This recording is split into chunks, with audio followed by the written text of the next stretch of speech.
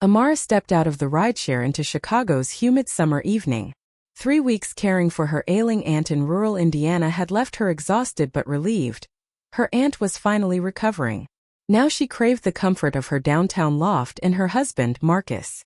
The sleek glass building of Millennium Towers gleamed in the twilight as she dragged her worn suitcase through the marble lobby. At the 25th floor, anticipation filled her chest. Home at last. At Unit 25C, she pressed her keycard to the smart lock. Beep, beep. Red light. Access denied. Confused, she tried again. Same result. Her stomach knotted as she rang the doorbell. Footsteps approached. The door opened to reveal Marcus, but not the Marcus she knew. His eyes were cold, distant. He wore an expensive suit she'd never seen, and on his collar was a smudge of deep crimson lipstick. "Oh, you're back early," he said flatly. "No warmth. No welcome. Marcus, what's happening? Why won't my key work?" Her voice trembled. "Because I changed the system," he replied, blocking the entrance. From inside, a woman's laughter echoed. "Baby, who is it? If it's delivery, I didn't order anything." A stunning young woman appeared, Simone, a social media influencer Amara recognized from local gossip sites. Simone wore Amara's silk bathrobe, the one Amara had bought to celebrate their anniversary. Simone's eyes swept over Amara dismissively. "Oh," she smirked. "It's the ex-wife." Amara's world tilted. "Ex-wife? Marcus, what is this madness? Who is she? Why is she in our home wearing a MY robe?" Marcus sighed impatiently. "Amara, this is finished. We need to talk. Downstairs. Don't cause a scene." He stepped into the hallway, shutting the door behind him, leaving Simone's smug smile burned into Amara's mind. As the elevator descended in suffocating silence, Amara's mind raced. 10 years of marriage, of sacrifice, of building his empire. Was it all ending in an elevator ride? Little did she know, in her wallet lay something that would turn everything upside down. But first she had to survive what came next. The elevator opened to the bustling lobby. Evening residents passed by, some glancing curiously at the tense couple. Marcus strode toward a quiet corner near the floor-to-ceiling windows overlooking Lake Michigan. "Explain this, Marcus. Now." Amara's voice barely held together. "What's there to explain?" Marcus's tone was ice. "We're done. Over. I've moved on. After 10 years? After I nursed your father through cancer? After I helped you build your consulting firm from nothing?" Marcus laughed bitterly. "From nothing? Don't flatter yourself, Amara. My success is my own. You were just there.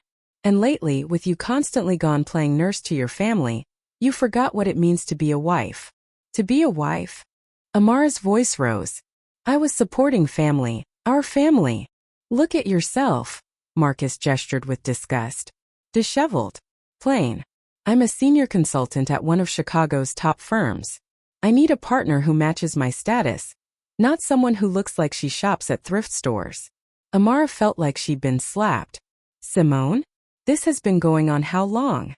18 months, Marcus said without remorse. "She understands ambition. She understands image." A security guard approached, wheeling a battered duffel bag. The same bag Amara had used when they first moved to Chicago as struggling newlyweds.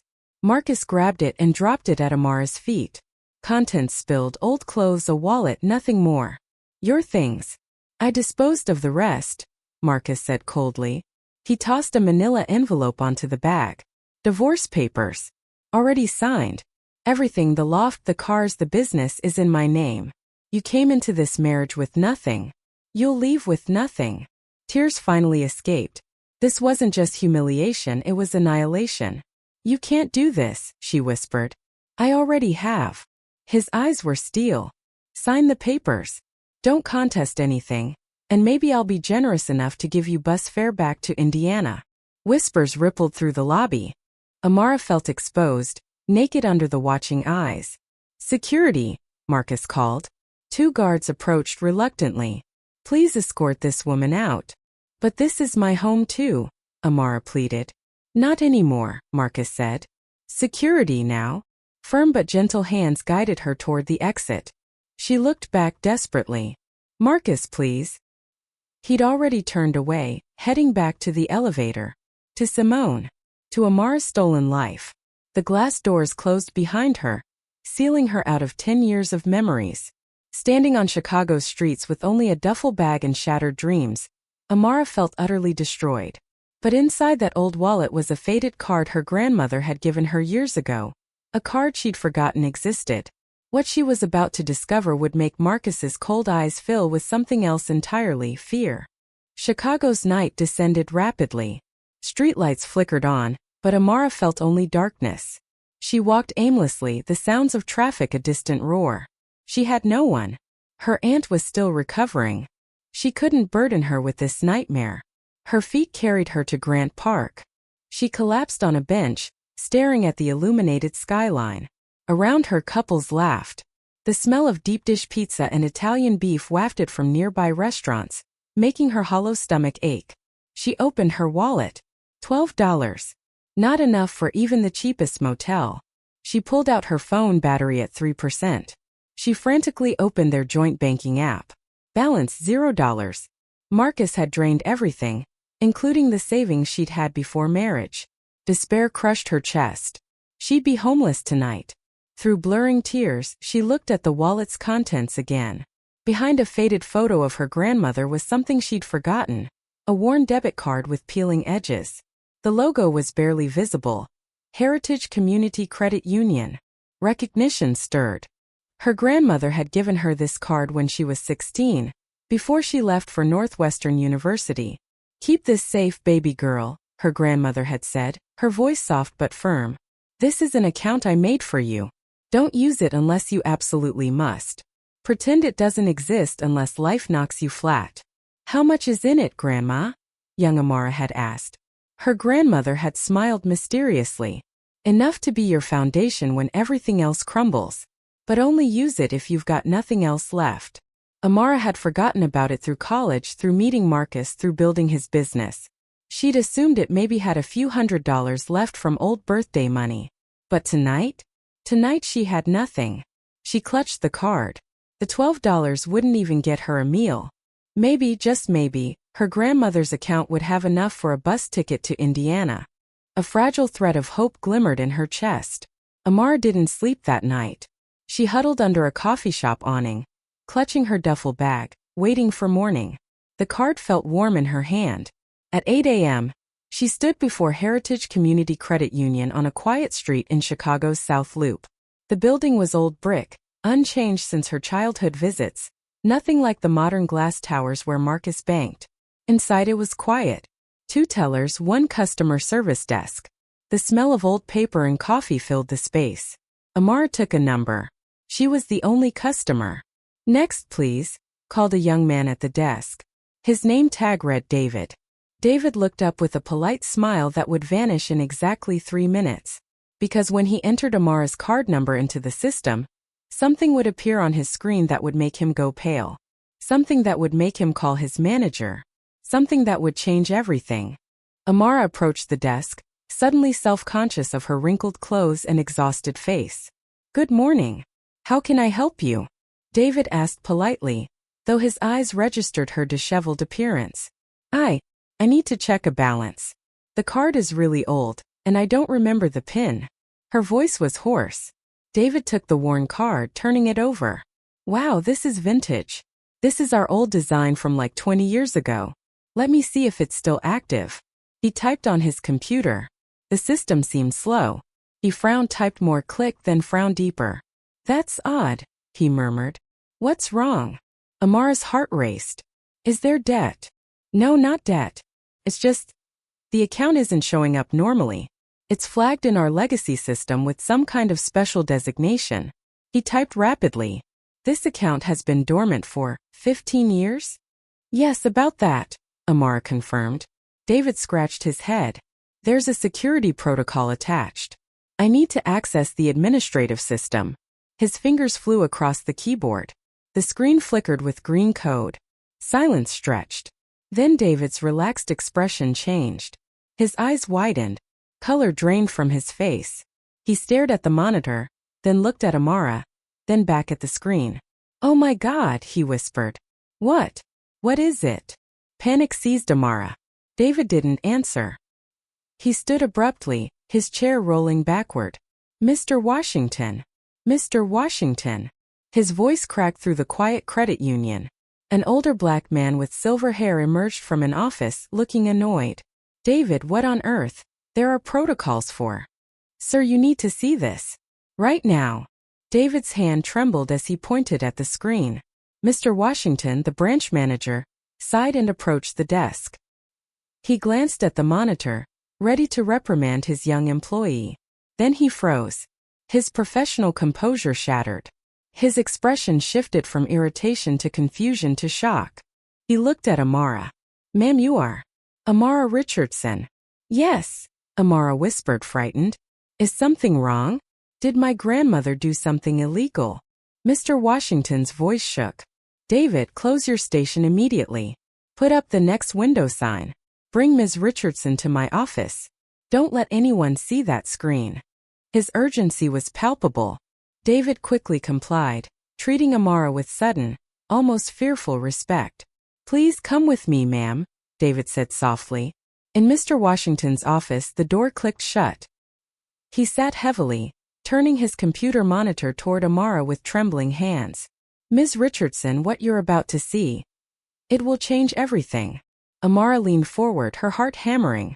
On the screen wasn't a dollar balance. It was something else entirely, something that made no sense. Her grandmother wasn't just a retired postal worker. She was something else. And Marcus's face was about to learn the true meaning of regret. The screen displayed a complex organizational chart, not a simple account balance. Ms. Richardson, Mr. Washington said, his voice reverent. This isn't a regular savings account. This is a master trust account connected to an entity called Richardson Legacy Trust. A trust? But my grandmother worked for the Postal Service. That's what she wanted people to believe, Mr. Washington interrupted gently. Your grandmother, Dolores Richardson, wasn't just a postal worker. She was a real estate investor, a brilliant one.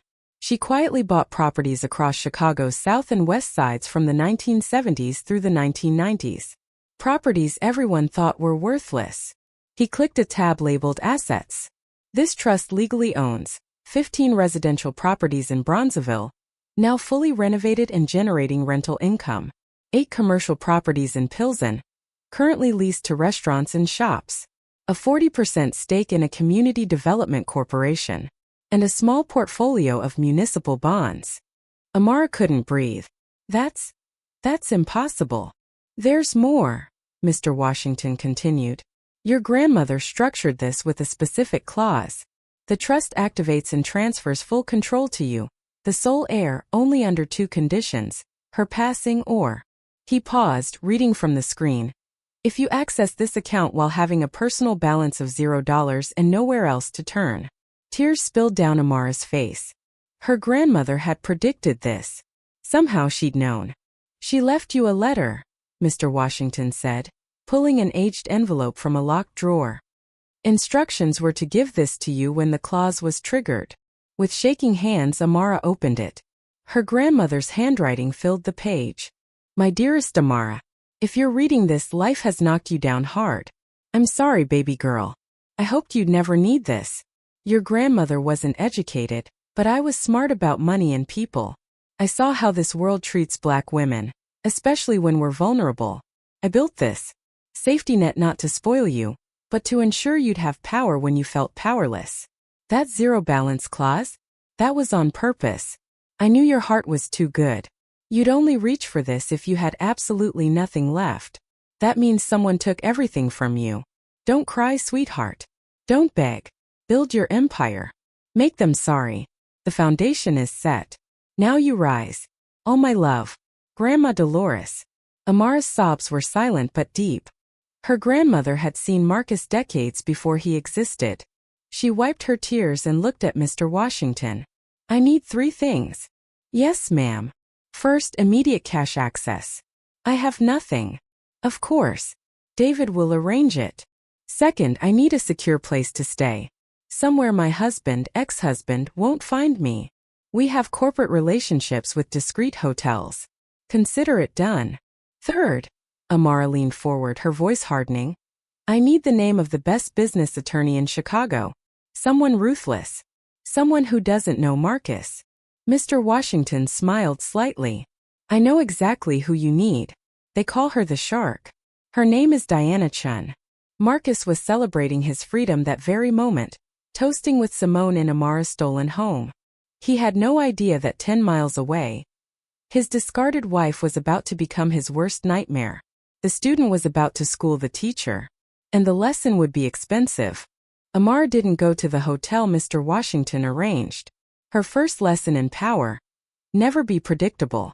With substantial cash withdrawn from the trust's operating account, she bought a new phone with the new number. She purchased simple but quality clothes from Nordstrom Rack. Then she checked into the Langham under a different name, one of Chicago's most luxurious hotels, the last place anyone would look for a homeless ex-wife. For 36 hours she didn't emerge. She ordered room service, ate properly for the first time in days, took long hot showers and slept. She let her mind process the death and rebirth that had occurred in 48 hours. On the third morning she didn't call Diana Chun. She knew attorneys like the Shark wouldn't be impressed by a phone call. Amara went directly to Diana's office in Willis Tower. The office was all steel and glass, coldly modern. The receptionist eyed Amara's off-the-rack clothes with barely concealed judgment. I need to see Miss Chun. I don't have an appointment, Amara said calmly. Miss Chun's calendar is completely booked for the next 6 weeks, the receptionist replied dismissively. Tell her, Amara said evenly. Amara Richardson, sole trustee of Richardson Legacy Trust. 15 income properties. 8 commercial holdings. Urgent business matter. The receptionist hesitated. The words 15 properties made her pick up the phone. 10 minutes later, Amara sat in a corner office with panoramic views of Lake Michigan. Diana Chun was a sharp-featured Asian woman in her early 40s. She wore a designer suit and no smile. Her eyes were calculating, missing nothing. I have 10 minutes, Ms. Richardson, Diana said coolly. Richardson Legacy Trust. Dormant entity. Real estate assets. What's the problem? Amara sat without being invited. The problem, Ms. Chun, is that my trust just activated. The assets are substantial, but I know nothing about property management or business operations. And I have another problem that needs immediate resolution. Which is my ex-husband, a consultant here in Chicago. His name is Marcus Jennings. He's trying to claim marital assets. He doesn't know about the trust yet. Diana raised an eyebrow. Interesting. What do you want from me? I want you to restructure this trust from the ground up. Audit everything. Make it a modern, profitable, active business entity. And I want you as my personal counsel. Diana studied her for a long moment. I'm expensive, Ms. Richardson. I know. I don't handle emotional drama. I'm not asking you to handle drama. I'm asking you to teach me how to win a business war. The drama is just a side effect. For the first time Diana smiled, a predator's smile. When do we start? Yesterday. While Amara and Diana's team worked 18-hour days restructuring her empire, Marcus was busy celebrating. He'd landed a meeting with a mysterious new real estate investor who was buying properties all over Chicago's South Side. The investor wanted to hear about Marcus's consulting services. Marcus had no idea he was walking into a trap of his own making. 2 weeks transformed everything. Diana's team dissected Richardson Legacy Trust. The assets were even more valuable than initially thought. Amara's grandmother had been a genius. Those worthless properties were now in Chicago's hottest redevelopment zones. Amara learned voraciously. She studied property law, absorbed financial statements, learned tenant relations and development strategies. Diana watched with approval. This client was different, focused, determined, fearless. Amara also transformed physically. She cut her long hair into a sleek, powerful bob. She worked with a stylist Diana recommended, building a wardrobe of sharp blazers, elegant dresses, and statement accessories. She traded her glasses for contacts. Though she kept the glasses for certain meetings, they added authority. The biggest change was internal. Fear had evaporated, replaced by cold calculation. Are you ready to re-enter your world? Diana asked one afternoon. I'm ready, Amara replied. They didn't just restructure. Under Amara's direction, Diana's team quietly purchased a historic Greystone mansion in Hyde Park. Not a flashy new construction like Marcus preferred, but a stately home with history and gravitas. Purchased in cash. When Amara walked into her new mansion, she was no longer the woman thrown from a lobby. She was Ms. Amara Richardson, CEO of Richardson Legacy Holdings LLC. Meanwhile, Marcus was riding high. His relationship with Simone was Instagram perfect. His consulting firm was desperately seeking major contracts. He'd heard rumors about new money in Chicago. A mysterious investor buying properties and looking for consulting services. "Did you hear?" a colleague mentioned. "New player in town. Bought that whole block in Bronzeville. And there's a mansion in Hyde Park paid cash. Someone named Richardson Legacy Holdings." Marcus's ears perked up.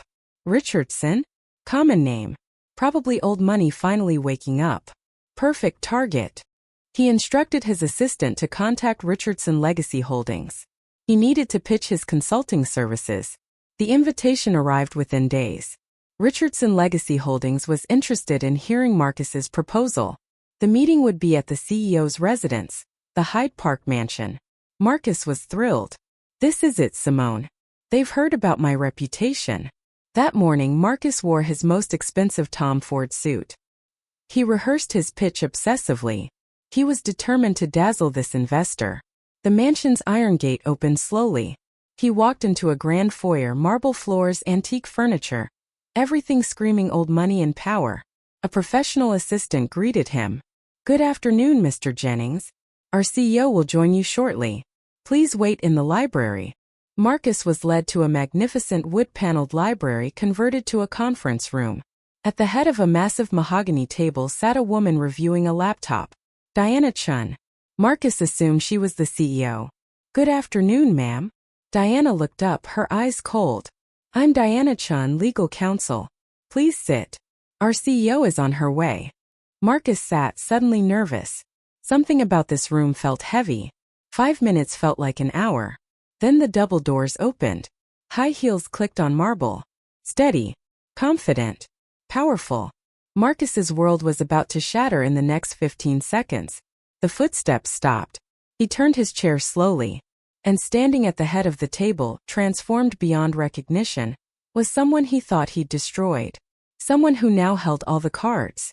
Someone who was about to teach him the most expensive lesson of his life. Marcus turned completely. Time seemed to stop. There stood Amara. But not the Amara he'd discarded. Her hair was styled perfectly. She wore a tailored charcoal power suit that fit like armor. Statement glasses perched on her nose. Her makeup was subtle but professional. She radiated authority. She looked at Marcus. No emotion. No warmth. No pain. Just the cool assessment of a CEO evaluating an underperforming contractor. Marcus's mouth opened. No sound emerged. Amara sat gracefully in the head chair. Diana handed her a tablet. Amara looked at Marcus and smiled. A smile that didn't reach her eyes. "Good afternoon, Mr. Jennings," she said, her voice clear and commanding. "I am Amara Richardson, CEO of Richardson Legacy Holdings LLC. Please proceed with your presentation." She paused, letting the words sink in. "I understand you're interested in consulting for a property development company. Coincidentally, the properties you've been researching on the South Side? They all belong to me." Silence. Complete, suffocating silence. Marcus's brain couldn't process what he was seeing. Amara," he stammered. This is impossible. Richardson Legacy. Where did you get this?" Amara didn't answer. She turned to Diana. "Miss Chun, what's your assessment of Mr. Jennings's initial proposal?" Diana's voice was clinical. Conceptually promising but financially questionable. "Mr. Jennings, your proposal lacks proper risk analysis, and your projections are overly optimistic. Your firm's financial stability is also unclear." Marcus felt ice water in his veins. He'd come to dazzle a naive investor. Instead, he was being audited by professionals. "Wait," Marcus said, arrogance creeping back as he searched for explanations. "Amara must be a front. This Chun woman is the real power. Amara just got lucky with some inheritance." "Amara." He tried a softer tone, the voice he'd used to manipulate her for years. I don't know what's happening, but this is big business. Maybe we should collaborate. You know me.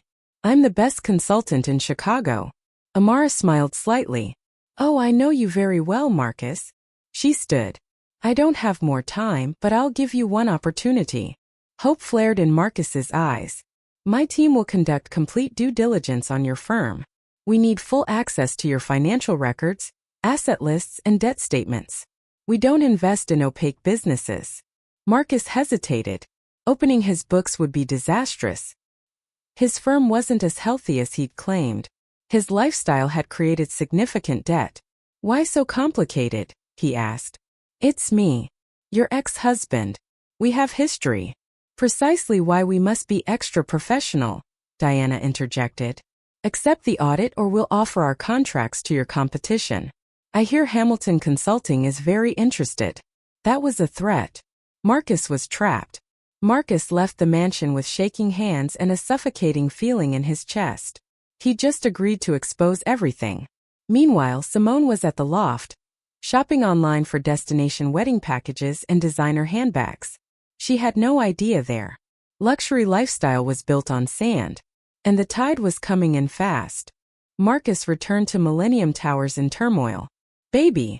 Simone squealed, jumping up from the couch. She wore expensive athleisure and held champagne. How did it go? Are we about to be richer?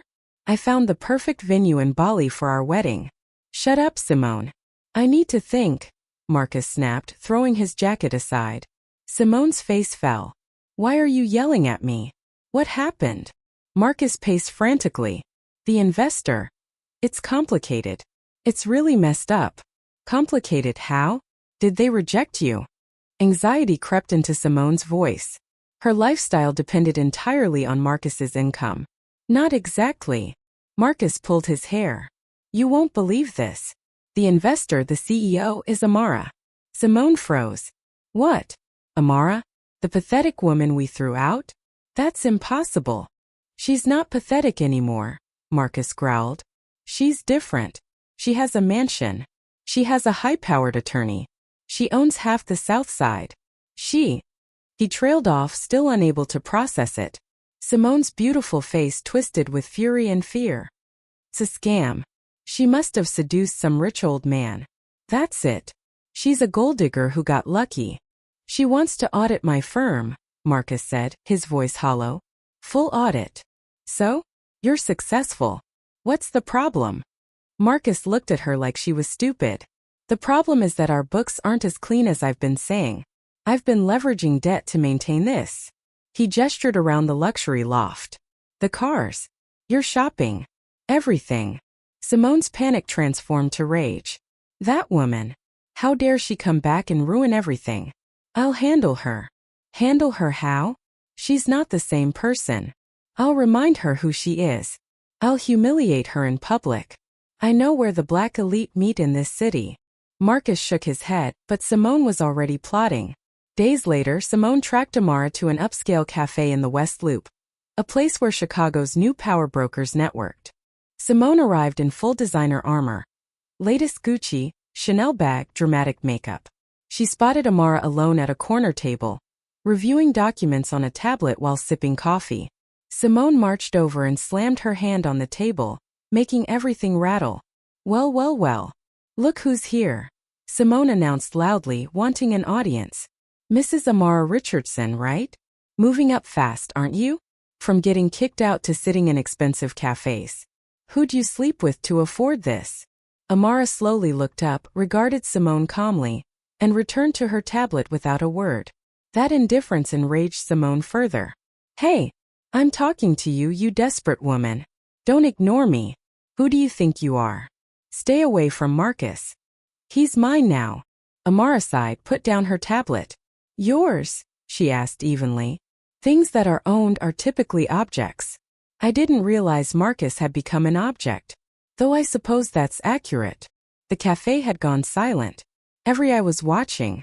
Simone's face reddened with humiliation, but she wasn't done. She made a critical mistake. She raised her hand. What happened next would be filmed, go viral, and end up costing Marcus everything he'd fought to protect. Don't you dare lecture me. Simone shrieked, her hand rising for a slap. Amara stood smoothly. Before Simone's hand could connect, Amara caught her wrist midair with surprising strength. "Don't," Amara said quietly, but her voice carried steel. "Touch me, and I'll have you arrested for assault. There are cameras everywhere. I'll also see you personally. Test me." Simone's confidence crumbled. She yanked her hand back. The cafe was dead silent, every phone out, recording. "Listen carefully," Amara said, her voice low but cutting. "I'm not interested in Marcus. I'm interested in destroying his ability to ever hurt anyone again. You want him? Keep him. You'll need him when you're both broke." "Broke? Marcus is drowning in debt," Amara finished. "The loft? Leased with money he doesn't have. The cars? Financed beyond their value. His consulting firm? Held together with credit cards and lies. You didn't research your meal ticket very well, did you?" Simone's face went white. "My attorney is currently conducting forensic accounting on his business. Within 2 weeks, every creditor, every investor, every client will know exactly how unstable his firm is. The contracts he's been counting on? I'm acquiring them. The professional reputation he treasures? I'm systematically dismantling it through proper legal channels." Amara leaned closer. "You called me pathetic. You wore my robe. You celebrated my humiliation. Now watch what pathetic looks like when she has resources, intelligence, and nothing left to lose." She gathered her tablet and bag. "Enjoy the loft while it lasts. I give it 3 months before the bank takes it." Amara walked out, leaving Simone trembling. By that evening, the video had gone viral on Chicago's social media. "Mistress confronts ex-wife, gets destroyed" was trending.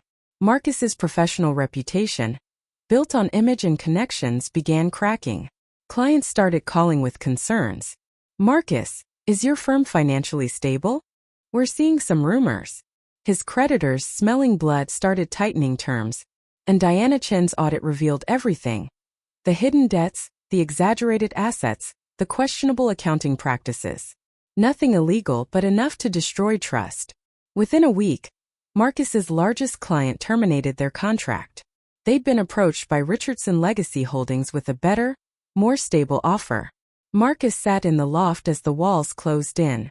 Simone had become distant, spending more time with friends, clearly looking for her next target. His phone rang. Unknown number. "Hello. Mr. Jennings, this is Diana Chan. Ms. Richardson has decided not to move forward with your consulting services. However, she has an alternative proposal. She's willing to acquire your firm's remaining contracts and client list for a fair price. This would allow you to settle your debts and close your business with dignity, rather than bankruptcy." Marcus's hand shook. "She's buying me out?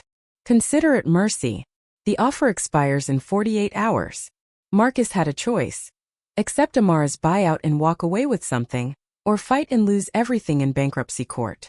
Meanwhile, Amara sat in her Hyde Park mansion, drinking tea, watching the empire her grandmother built for her continue to grow. The student had graduated. And Marcus? He was about to learn that karma doesn't need a return address when it already knows where you live. Marcus stared at the buyout offer on his laptop screen. The number was fair, enough to clear his debts and maybe rent a modest apartment. But it was humiliating. Everything he'd built, reduced to a settlement check from the woman he'd discarded. "You're considering it?" Simone asked from the doorway. Her tone was accusatory. "What choice do I have? If I refuse, bankruptcy destroys everything. At least this way I walk away clean." "Clean? You're letting her win." Marcus laughed bitterly. "She already won, Simone. The moment I threw her out with nothing, I set this in motion. I just didn't know it." "So that's it? You're giving up?" Marcus looked at her, really looked. Her designer clothes, her manicured nails, her beauty that he'd thought was worth destroying his marriage for. None of it mattered now. "What are you still doing here?" he asked quietly. "The money's gone. The lifestyle's over.